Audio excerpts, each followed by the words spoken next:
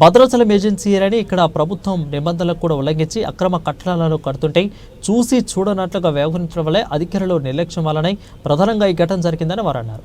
30 సంవత్సరాల కిందట కట్టిన పునాది మీద 6 అంతస్తుల బిల్డింగు కడతారని ప్రయత్నం చేసినా మా ఈ ట్రస్ట్ యజమానిపై చర్యలు తీసుకోవాలని, ఇక నిబంధనలకు విరుద్ధంగా ఆ బిల్డింగు పర్మిషన్ ఇచ్చిన అధికారులను సస్పెండ్ చేయాలని, ప్రజా సేకరణ చేయకుండా ఎలా పర్మిట్ ఇచ్చారో ఈ ప్రభుత్వాలు పాలకులు తెలపాలని వారన్నారు.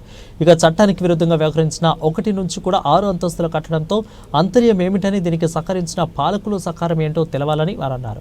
ఇదే కాదు, భద్రాచలంలో అనేక మంది నిబంధనలకు విరుద్ధంగా అంతస్తుల మీద అంతస్తులు కడుతూ చట్టాన్ని ఉల్లంఘిస్తున్నారని, చూసి చూడనట్లుగా పాలకులు అధికారులు వ్యవహరిస్తున్నారని అన్నారు.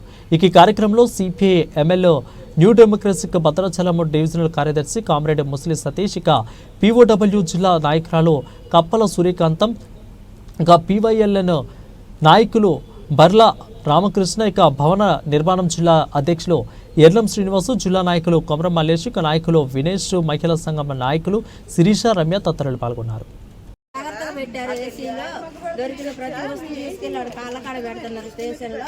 ఇక తల్లులు పిల్లలు ఇక రోడ్డు మీద తిండి లేదు, అన్నం పెట్టే వాళ్ళు లేదు, మంచినీళ్ళు కూడా లేదు. ఇవాళకి గవర్నమెంట్ తరఫున ఏ సాయం లేదు.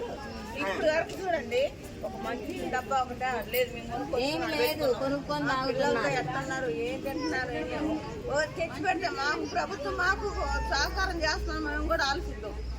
మేము అలాగే ఉంటాం, మేము తినాం. మాకు న్యాయం జరిగిందా, మాకు ఇల్లు వద్దు, ఏమీ వద్దు, మాకు ఏం అవసరం లేదు. ప్రభుత్వం ద్వారా మాకు న్యాయం కావాలంతే.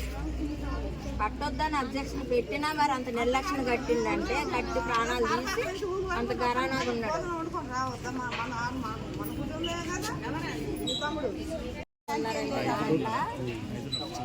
అక్కడ బాడీలు మురిగిపోతున్నాయి. పోవటానికి పోయారు, పోయిన వాళ్ళని మట్టి తెచ్చుకోవడానికి కూడా లేదు. బ్లడ్ గారిపోయి బాడీలు మురిగిపోయి చూసుకోవడానికి లేకుండా ఎంత గోస రోడ్ల మీద పడి.